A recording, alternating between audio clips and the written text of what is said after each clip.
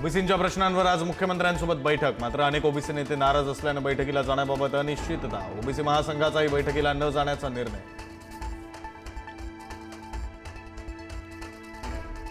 ठाकरेंची शिवसेना, मनसे आणि शेकापची बैठक. अलिबागमध्ये जयंत पाटलांच्या घरी बैठकीचं आयोजन. नवी समीकरणं ठरण्याची शक्यता. पालिका निवडणुकीसाठी ठाकरेंनी कंबर कसली. आज पुण्यातील पदाधिकाऱ्यांशी ठाकरे चर्चा करणार. ठाकरे इतर कार्यक्रमांनाही लावणार उपस्थिती.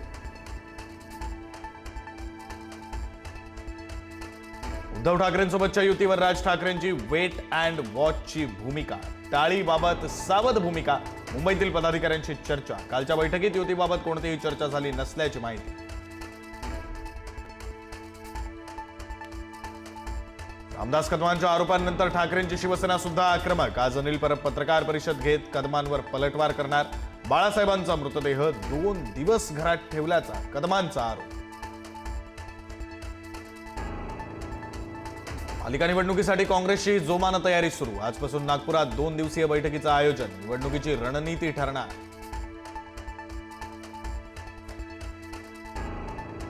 मराठा समाजाच्या 10% आरक्षणावर आज हायकोर्टात सुनावणी होणार. कोर्टातील परीक्षेत आरक्षण पास होणार का याकडे लक्ष.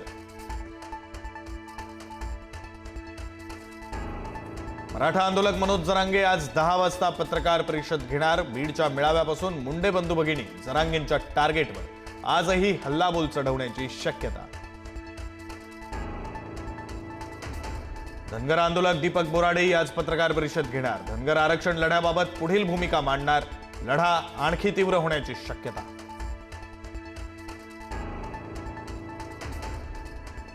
पुण्यातील अपघात प्रकरणानंतर चंद्रकांत पाटलांचा थेट डीसीपींना फोन. गौतमीला उचलायचं की नाही. चंद्रकांत पाटलांची डीसीपींना फोन. तर गौतमीचे शो बंद करण्याची ठाकरेंच्या शिवसेनेची मागणी. अमरावतीतही आय लव्ह मोहम्मदचा ट्रेंड. सार्वजनिक ठिकाणी स्टिकर लावल्यामुळे खासदार अनिल बोंडे आक्रमक. स्टिकर लावून दंगे करण्याचं कटकारस्थान. बोंडेंचा खळबळजनक आरोप.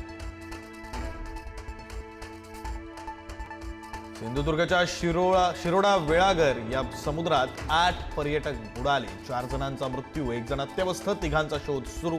समुद्रात पोहण्यासाठी उतरले, मात्र पाण्याचा अंदाज न आल्यानं घात. अतिवृष्टी आणि कर्जबाजारीपणामुळे राज्यातील शेतकरी आत्महत्येचं प्रमाण वाढलं. 4 महिन्यात एकट्या धुळे जिल्ह्यात 15 शेतकऱ्यांची आत्महत्या.